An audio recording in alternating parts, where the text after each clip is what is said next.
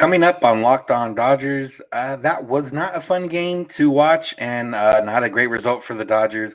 The backs are against the wall. They're facing elimination and need to win 2 against the Giants. We're going to talk about some decisions made in Game 3, some decisions upcoming for Game 4, and a little bit about some weird weather at Dodger Stadium. That's what's coming up, so keep it locked on Dodgers.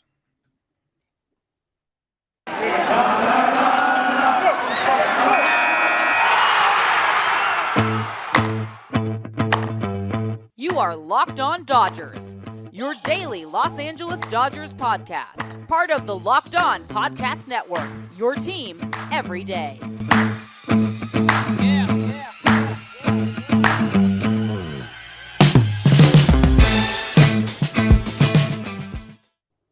Yo, Dodger fans. Welcome to Locked On Dodgers. I want to thank you for making us your first listen every day, and a reminder that we're free and available on all platforms. I'm Samperio, Chavez Fiends, and this is Locked On Dodgers, as I mentioned.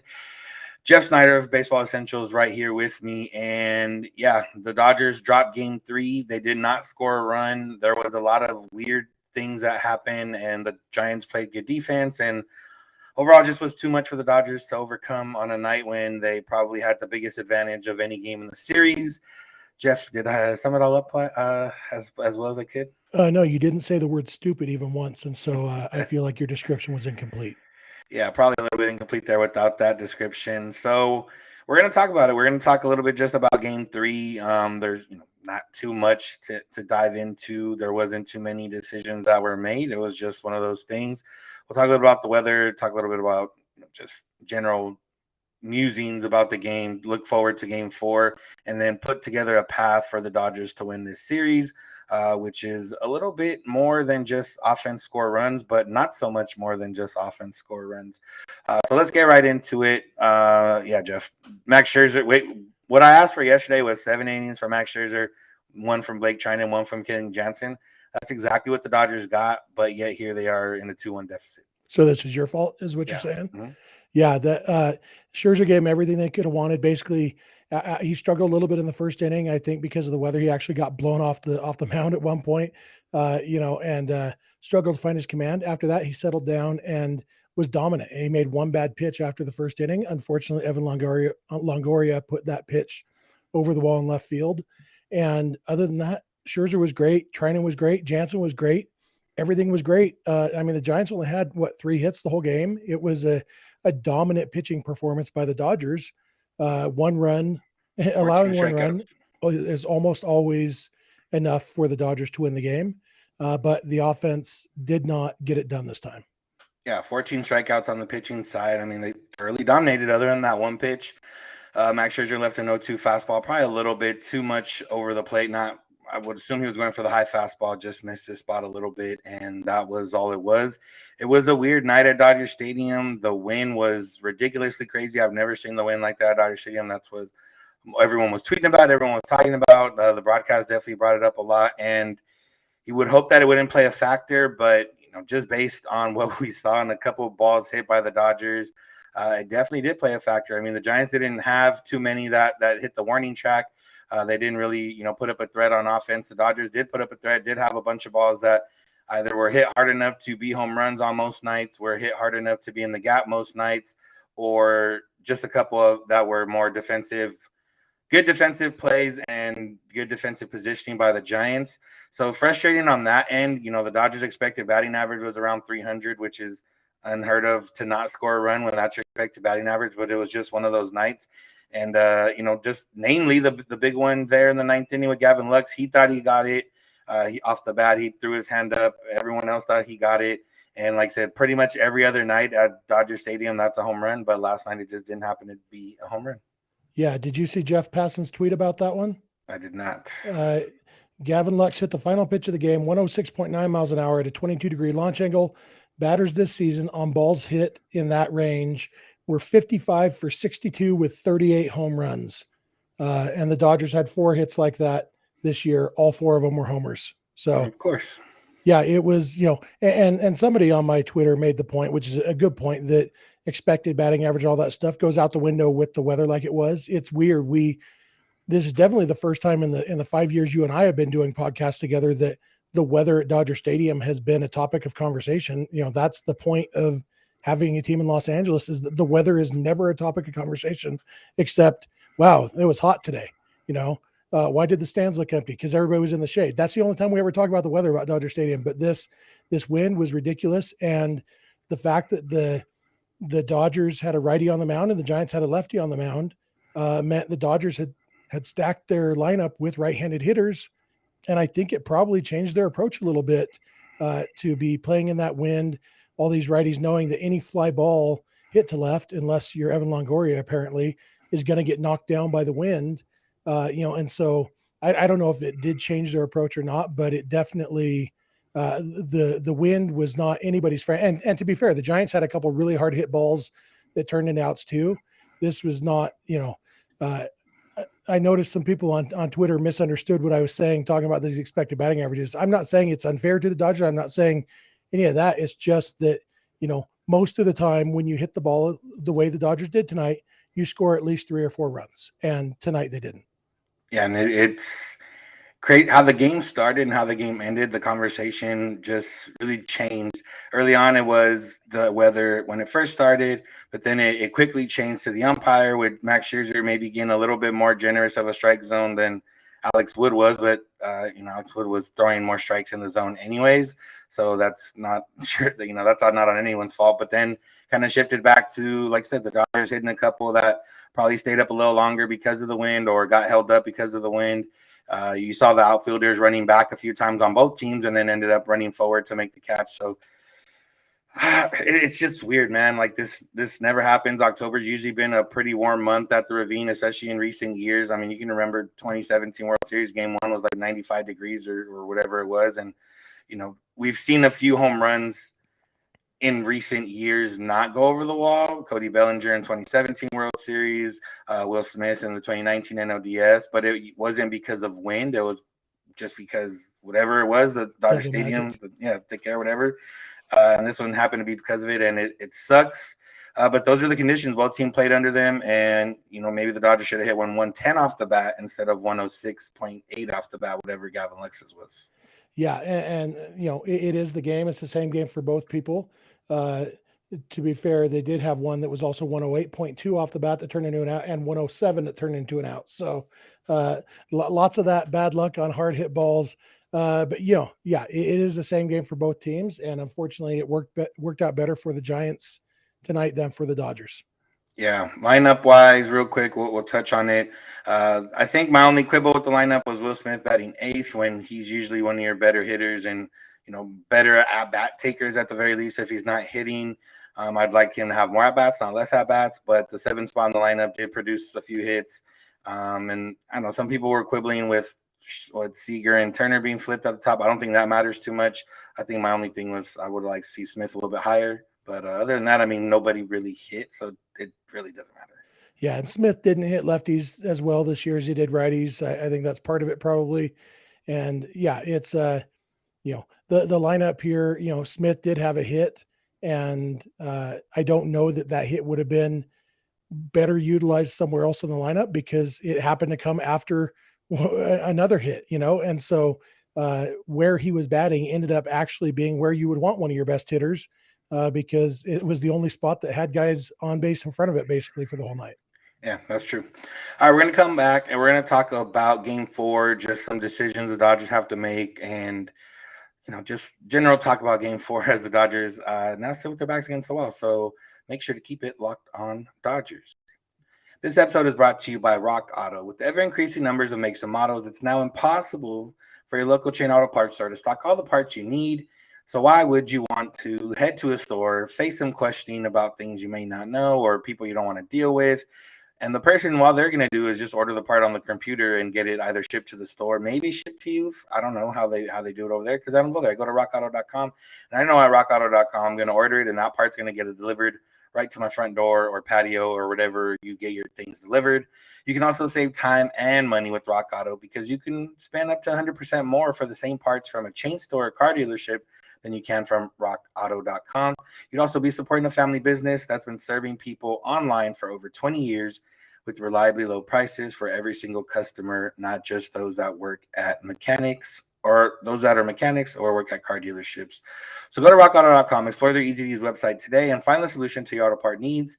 Go to rockauto.com and see all the parts available for your car or truck, and write Locked On in their How Did You Hear About Us box so they know we sent you. Amazing selection, reliably low prices, all the parts your car will ever need. rockauto.com. All right, we're back and just want to thank you for making Locked On Dodgers your first listen every day. We are here every Monday through Friday, every morning just for you, and free and available on all platforms, podcast platforms, and YouTube as well. All right, Jeff. So game 4, the Giants have announced DeSclafani as their starter. I don't remember his first name, so I just went last name. The Dodgers have not yet announced who their starter is. Tony Gonsolin was expected to be the starter or Bolt guy at the very least. Now there's rumblings of Walker Buehler not by Dave Roberts, but he did say anything's on the table, but rumblings of Walker Buehler just based on the fact that the Dodgers are in a do or die situation. Walker Buehler has never thrown on short rest in his professional career. And I talked about it a little yesterday, and I said if they do lose game 3, I think you have to go with him in game 4. I think that's what I said. But I don't know if that's not what I said last night. That's what I'm saying now. But I don't know what capacity I want to see him in. Yeah, it's tough because with the length that they got from Scherzer today, they have a very well-rested bullpen. You know, Jansen and Trinan are the only relievers who've pitched at all in the last 2 days. And so, and neither of them had stressful outings today. And so basically the whole bullpen's available. And with Anthony DeSclafani pitching, you would expect, it's all right. I don't know Webb's first name. So with him pitching, you would hope that the Dodgers offense can show up. And in a way, it might be more more do or die approach to go with the bullpen game, or say, okay, Gonsolin, you're going through the order one time, and then we're going to use everybody except David Price, because basically all our good relievers, we're going to use them all and go for it, because then you got the day off the next day. And so everybody would be available then again on whatever day that would be, Thursday for game 5. And that would include both Buehler and Julio available there. And so you really could go all hands on deck. Obviously you might not want to go all hands on deck if you don't have to in game 5. But you got to get to the NLCS before you worry about who's pitching for you in the NLCS. And so I go back and forth. I've thought about this a few times, all afternoon, really, about which is the more do or die approach, going with Buehler on short rest or going with the bullpen game and just saying, we're going to throw all these really good arms at you and counting on the offense to show up. Last time the Dodgers got shut out by the Giants, they scored 9 runs the next game. I don't think that pattern is going to necessarily continue, that they're going to get the 9 runs, but you would think if they can score 9 runs in a game started by Kevin Gausman, they can score 5-ish in a game started by Anthony DeSclafani, You would hope so. And for the most part, they got to DeSclafani the entire season, except for the last time they faced him, where I think he went like 6 shutouts. So, yeah, it could go either way. And in terms of what's the more do or die approach, I think going with your guy on short rest is the do or die approach. We've seen it with Clayton Kershaw when earlier in his career, when the Dodgers would use him on short rest multiple times in a row. So I think it's one of those where it even could be you do start with some bullpen guys and you see how the offense is going. And if the offense puts up some runs, maybe you try to, I don't know. I think it's hard to envision a scenario where you lose game 4 and you don't see Walker Buehler, because unless you lose another 1-0 game, it's just kind of like, man, you didn't go out with your best, or you didn't go out trying with your best. And I can see both sides of the argument for sure. So, yeah, I don't know. It's hard because we've never seen Walker Buehler on short rest, but you've never seen anyone on short rest until they actually do it. And the fact of the matter is that pitching hasn't been the biggest issue. I mean, 4 runs in game 1, which was when Buehler pitched. But the other part is that the offense, if you end up burning Buehler and the offense doesn't score, and then now you're in a close game late in the game, and you got your bullpen guys going, and you don't know which way it's going to go. So, yeah, I'm glad I'm not Dave Roberts and the staff right now, because I have no idea what I want to do. Although, like I said, it's hard for me to not see Buehler getting time in game 4, because just the thought of them losing and not having Buehler is just, I don't know. That's the main thing that sits on my mind. Yeah, and any decision Roberts makes is going to get second guessed for sure. And that's the nature of being a manager. For me, the question becomes, is Bueller your best when he's on short rest? He gave up 3 runs when he wasn't on short rest. Is he your best option? And, you know, hopefully the offense shows up and it's kind of an academic decision. Okay, who cares who started? The offense showed up and the Dodgers won. That's basically what happened in game 2. Julio pitched a great game. They didn't need a great game. They needed if they had known ahead of time, they could have pitched Gonsolin in that game, but problem is you never know how many runs you're going to score. And so I think right at this moment, I'm more inclined to go with the bullpen game approach and then have the double barrels of Bueller and Julio available in game 5. I feel like that's probably, in my mind, giving it your best, throwing your best at them. I think that's what gives you the best chance of winning. And that part, I mean, it makes sense because they've thrown bullpen games against Giants. They threw one in that September series, and they gave up that was a one-run game that went in extras, wasn't it? So, again, if the Dodgers would have scored another run, then would have been different there as well. So, it's starting a bullpen game is not conceding at any means, and I wouldn't be surprised if that's the way they go. Both Gonsolin, like I said, one time through a lineup, and then everyone else was ready to go. And realistically, you're not going to give up that many runs. The Dodgers had however many bullpen games this year. I think only once or twice did they ever give up more than 3 runs in a game. And if you don't score 3 runs against DeSclafani and the Giants bullpen, then you're probably not going to win that game anyways. Yeah, and I would like to emphasize again, I know I mentioned this, but I need to emphasize everyone except David Price. I am not interested in a bullpen game that starts with David Price as the opener, not in a do or die game. My goal going into game 4 would be to not have David Price pitch unless the Dodgers have at least a 5-run lead. Yeah, and the way he was used and the way he's been utilized, I doubt that, but we've seen different things before, but I don't think it's going to happen. In terms of lineup for game 4, Gavin Lux came in, had a really good swing on that ball. AJ Pollock is still a topic of debate, even though with the good game 2 he had, his overall thing. But the other part too is, AJ Pollock, we get on him, but the top of the order hasn't hit at all. Trey Turner's 1 for 12. I think Justin Turner's 1 for 12. That top of the order hasn't really been hitting. Even in game 2, when they scored a bunch of runs, it was the bottom of the order coming up with the big hits. So I don't think they're going to change the top of the order, but is there any changes you would make to the lineup or anybody that you would switch in game 4, knowing that this game 2 might have been do or die on paper for them, but this is actual do or die? Yeah, this one is do or die. I think most of the changes kind of get made for you by default of having a right-hander pitching for the Giants. It gets Bellinger back in the lineup. I wouldn't be surprised at all to see Lux get the start after the way Lux put the bat on the ball in the 9th inning and the way Pollock has struggled. I wouldn't be shocked to see Lux get the start in left field. I don't hate that idea. I definitely don't hate the idea of Lux starting in left, Taylor in center, and Bellinger at first. I think, in fact, I really like that idea. Like I said, I talked about AJ Pollock yesterday, and he had a really good season, and I'm in favor of going with the track record. But right now, there is something to be said for right at the moment. And right now, Gavin Lux is hitting the ball a little bit better than AJ Pollock is.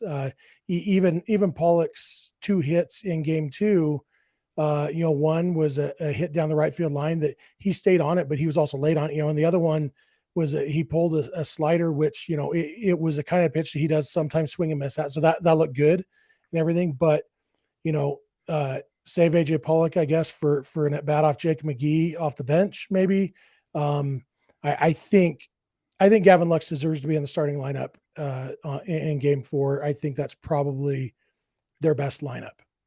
Yeah, like I said, with the right-hander on the mound, starting Gavin Lux there is you're not going to get any qualms from anyone if he's playing out there in left field over AJ Pollock. So we'll see what they end up doing. Like I said, they got a lot to think about over here in the next few hours and into tomorrow or tonight for those of you watching right now. So we're going to come back. We're going to talk about the path to winning this series, a little bit more in-depth path than just offense score 5-6 runs. But we'll keep it locked on Dodgers. BetOnline is the #1 spot for all your pro and college football action this season. They're back and they're better than ever. with all eyes now on the gridiron as teams are back on for another football season. They've got a new updated site and interface that has even more odds, props, and contests, and BetOnline continues to be the number one source for everything football. So right now, head to BetOnline on your laptop or mobile device, sign up today, and use the promo code LOCKEDON for a 50% welcome bonus on your first deposit. That's promo code LOCKEDON for a 50% welcome bonus after your first deposit. From baseball, football, basketball, boxing, right to your favorite Vegas casino games, don't wait to take advantage of all the amazing offers available for the 2021 season. BetOnline is the fastest and easiest way to bet all your favorite sports. BetOnline, where the game starts. Back for the final segment, just another thank you and reminder to make us your first listen every day. Locked On Dodgers, available wherever you get podcasts and on YouTube. Come hang with us, come watch us, come listen to us, and we greatly appreciate it. All right, Jeff. So last year when the Dodgers were down 3-1 in the NLCS and I had a solo episode, one of my segments, or kind of most of the episode, but one of the main segments was the path to winning this series. Last year, it was the Braves didn't have starting pitching left until other than Max Fried, and the Dodgers had their starting pitching left ready to go. This year, it's a little bit different in terms of that, but the path is still there for them to win this series and get onto the NLCS. Let's go with we're going to talk about the offense, but is there anything besides the offense first that you think is the biggest other path to winning the series? It's super cliche, but it's taking it one game at a time, because if they can win game 4, then it's down to a 1-game series when they have, either Walker Buehler or Julio Urias going, both of whom are really, really good pitchers. And I dare say both of whom are actually better pitchers than first name Webb, Logan Yeah. Webb. It's my son's name. I should be able to remember that. That Buehler wasn't better than Webb in game 1, but I do believe that both of them are better pitchers than Webb.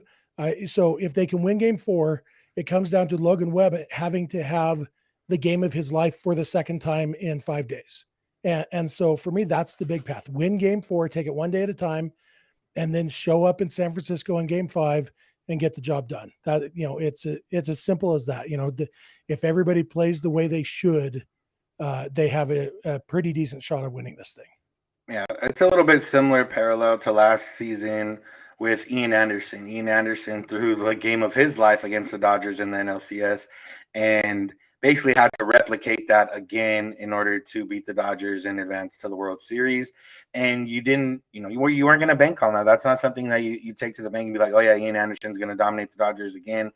Logan Webb's not going to dominate the Dodgers again. Ian Anderson did well that game, but he still gave up 2 runs, and the Dodgers were close enough and ended up, winning that game, where that's really all the Dodgers need, a couple runs here and there off starting pitching, preferably more against DeSclafani, against Logan Webb. Like you said, you can't ask for too much, but a couple runs here and there, keep the game either close or have a lead going into the later innings. You would have Julio available if needed. You would have, everyone in the bullpen available if needed. So, yeah, I think that's the one game at a time, and that's the approach they took last year, and I'm sure they're the approach they'll take this year.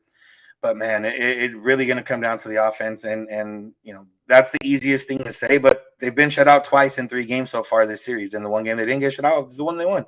So it's not guaranteed that if they score runs they're going to win, but you can't win if you don't score runs, and that's really what it comes down to. It comes down to the guys that need to come through. It comes to Trey Turner, it comes to Justin Turner, it comes to Corey Seager, it comes to those guys at the top of the order. That's what they're there for. That's what they're being paid to do, hit the ball at the top of the order, score runs, Mookie Betts as well. And they just got to, I don't know what they need to do, whether, they're not having terrible at-bats, but they're just not having very productive at-bats. And even then, there's just, get on base, score runs. I mean, it comes down to that, and it's pretty hard to put that into more words than it needs to be. I don't know if you have any other words to put that out there other than just score runs. Yeah, the Giants have scored 3 runs in the last 2 games. The Giants are not knocking the cover off the ball. They've scored a total of 7 runs in the series. Dodgers have been shut out twice, and they're still winning the run differential game in this series that I'm sure everybody loves to hear about. The Dodgers have what it takes to score runs. They just need to do it. And if they can't do it against Anthony DeSclafani, then yeah, they weren't going to win the series anyway. Like you said, they need to come out and set the tone, get a bunch of runs, just kind of have a nice relaxing win in game 4, and then go into game 5. And going back to the previous conversation, that's kind of why I lean towards saving Buehler for game 5, because the Dodgers, if they don't score, they're not going to win. If they do score, they are going to win in game 4. And so regardless who pitches, that's why I'm inclined to just save Buehler for game 5 if there is one, because if the Dodgers don't score, of course, now that I said that, now they'll go the bullpen game and the bullpen will actually give up 6 runs or something. But now that I said that, I unjinxed it. So, but yeah, offense shows up, takes it one game at a time. Dodgers win game 4, and then anything can happen in one game. Yeah, and it's a lot harder than how we just put it, but I think this is kind of the big question, and we've seen this team over 165, 6 games now, whatever it is, 165, 166. Math's hard. They're inconsistent. We've seen it here: no runs, 9 runs, no runs, and it's a little bit different than teams in the past. Last year's team. This year's team won 106 games, but it's probably one of the more frustrating 106 game winning team, mainly because the Giants were ahead of them and they didn't end up catching them, but also because of, like I said, they'll score 14 runs one day, they'll score 0 runs the next 2 games, or one, combine 3 runs the next 3 games or whatever, and then they'll score another 10 runs. Whereas, 2020 team, we talked about it last year, they were like business-like, just a lot of easy wins. The 2019 team had a lot of comeback wins. It didn't quite work out in the NLCS. 2017 team, thoroughly dominated that entire year, minus the month of September. 2018 team was a little bit inconsistent, similar to this team. And it comes down to, do you trust this team to do what they need to do? Do you think, realistically, yes, we're both going to be like, yeah, the Dodgers are going to score runs and win.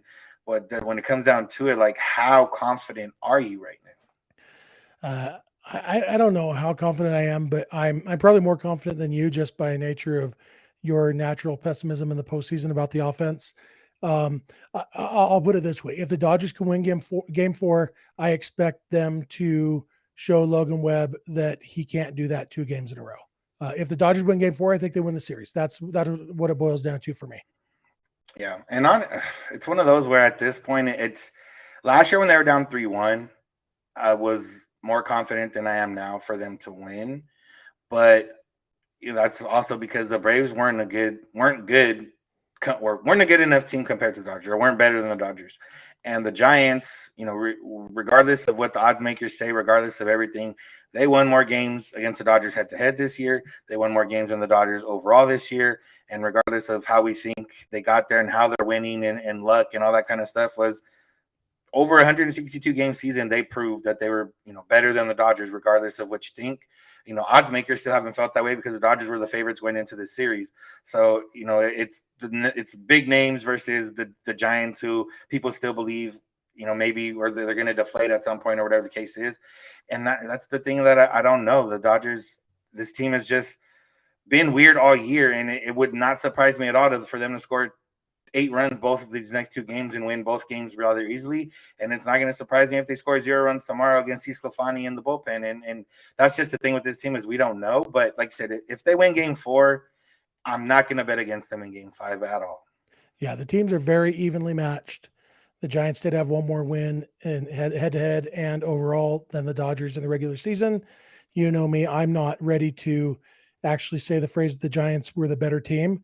Because I do think the other things, the fact that the Dodgers scored more runs and allowed fewer runs, that means something to me. It's you talk about cluster luck, all that stuff, the Dodgers being inconsistent, blah, blah, blah, blah. I think the Dodgers are a slightly better team than the Giants. And the question is, are they better enough to win 2 straight games now? And that's really what it boils down to. Yeah, and we're going to find out tonight for the first part of those 2 games, and hopefully the first part of those 2 games. So, I don't know. You got anything else, Jeff? This will wrap it up for us. If not, yeah, no, it's this game sucked, but Dodgers will put it behind them. We fans will put it behind us, and hopefully the Dodgers give us something to cheer for and something to stress about for a couple days going into game 5. Yeah, I definitely want to keep that stress going until Thursday at the very least. Thanks for making Locked On Dodgers your first listen every day. We will be back tomorrow to talk about a Game 4 victory. Let's put it out there. Speak it into its existence. We're going to talk about a Game 4 victory and preview a Game 5 with Walker Buehler on the mound. So let's talk that all up in there. But we're your first listen. Now make your second listen Locked On MLB with Sully, a.k.a. Paul Francis Sullivan, but don't call him that. Call him Sully. He brings you his unique perspective on the major leagues past and present. His podcast is free and available on all platforms. That's going to do it for us. We are Locked On Dodgers. We're here every weekday morning, Monday through Friday, and you can find us on YouTube or wherever you find podcasts. We are on social media, Twitter and Instagram at Locked On Dodgers. Jeff is on Twitter at Snider. You can find me at Vince Samperio. If you want to get a hold of us, you can always leave a voicemail or shoot us a text at 323-863-5625, or you can send us an email, lockedondodgers@gmail.com. We're here every weekday morning, and we hope you'll be with us when you get in your car or if you're at home. Take your smart device to play a podcast, Locked On Dodgers. And remember, you don't have to agree. You just have to listen. Have a good one. We'll talk to you tomorrow.